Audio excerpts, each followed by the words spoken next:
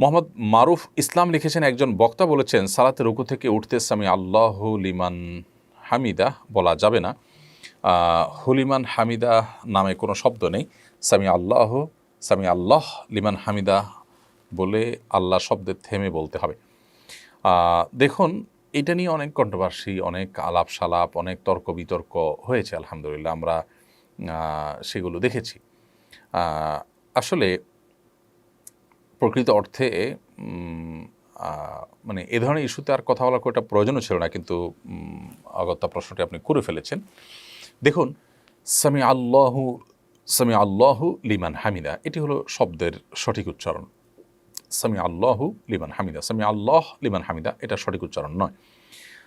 থামতে হবে সেখানেই যেখানে মানুষ ওয়াকফ করবে। ওয়াকফ না করলে সেখানে আপনার হরকত থাকলে সেখানে সাকিন দেওয়ার সুযোগ নেই, বিশেষ করে শব্দের শেষে, এবং সেটার কিছু নিয়ম নীতি আছে আরবিতে। তার আলোকে সামি আল্লাহ লিমান হামিদা বলার কোনো সুযোগ নেই।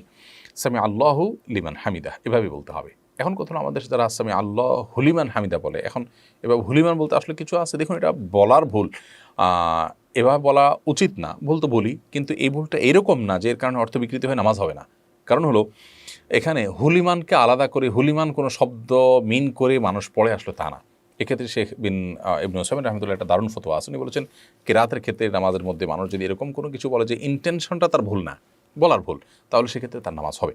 অতএব এটাকে যত বড় করে দেখিয়ে আমরা মনে করছি যে মানুষের নামাজ হচ্ছে না, এটা সেরকম না, কিন্তু ভুলকে সংশোধন করব, বলবো যে হুলিমান না, আমরা সামি আল্লাহু লিমান হামিদা বলবো। আর হুলিমান তো কেউ বলে না, আসলে টানের চোটে ওইরকম হয়ে যায়। যেমন আল্লাহু আকবার আমরা বলি, তো আল্লাহু আকবার দুইটা শব্দ, কিন্তু বলতে গেলে অনেক সময় শুনতে গেলে মনে হয় যে হু আকবার বলা হচ্ছে, আসলে হু আকবার বলতে কিছু নেই। তো এইভাবে আরবিতে অনেক কথাই, অনেক শব্দ উচ্চারণ করতে গেলে আমাদের শুনতে ভুল শোনা যায়, অথবা আমাদের বলতে ভুল বলা হয়ে যায়। কিন্তু ইন্টেনশন যেহেতু হুলিমান না, অতএব হুলিমান বলতে কিছু নাই, আমি অনর্থক একটা শব্দ বললাম, ব্যাপারটা সেরকম হবে না। নামাজ নষ্ট হবে এরকম ভুল না, কিন্তু ভুল, এবং সে ভুলকে সংশোধন করাটা সঠিক আছে। সংশোধন করতে গিয়ে যেটা যে পর্যায়ে সে পর্যায়ে রাখতে হবে, এটাকে তার চাইতে বাড়িয়ে বলা যাবে না।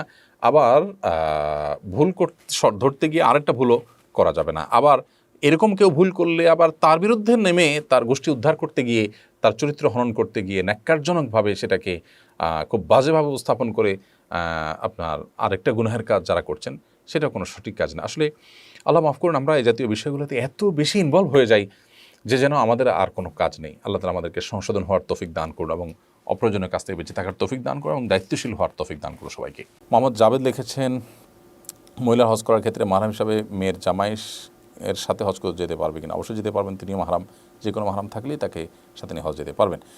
হাফেজ এমডি মুজাহিদুল ইসলাম লিখেছেন, মৃত ব্যক্তিকে দেখলে কি শরীর নাপাক হয়ে যায়? তখন কি গোসল করা জরুরি? না, মৃত ব্যক্তিকে দেখলে শরীর নাপাক হয় না। তবে হ্যাঁ, মৃত ব্যক্তির দাফনে কাফনে শরীক হলে তখন গোসল করে বাসায় প্রবেশ করার কথা হাদিসে বলা আছে। অর্থাৎ আপনি দাফন কাফনের শরীক যদি হয়ে থাকেন, তাহলে এই উপলক্ষে আপনি এটা গোসল করবেন, সেটা করা উত্তম এবং ভালো কাজ।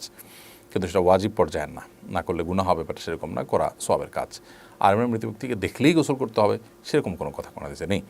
ইসরা জাহান লিখেছেন, মোবাইল থেকে দূরে থাকবো কীভাবে? অনেক চেষ্টা করে দূরে থাকতে পারছি না। দেখুন, এটার জন্য সদিচ্ছাটা খুব জোরালো হওয়া উচিত। আপনি অনেক চেষ্টা করে পারছেন, এর মানে হলো আপনার ইচ্ছা খুব শক্তিশালী না, আপনার নিয়তটা খুব আপনার দৃঢ় না। এজন্য আপনার পাক্কা নিয়ত করতে হবে, নিজেকে নিজে পানিশমেন্ট দিতে হবে, এবং কোনো ভালো মুরব্বীর কাউন্সেলিং আপনাকে, সিনিয়র কোনো আল্লাহ ভীরু কোনো মানুষের কাউন্সেলিং আপনাকে নিতে হবে, এবং সেরকম পরিবেশ আপনি থাকতে হবে। ইয়াকিন জামান লিখেছেন, মোবাইলের মাধ্যমে যদি সূরা সাউন্ড দিয়ে শুনি আর কাজ করি, সেটা জায়েজ হবে কি না?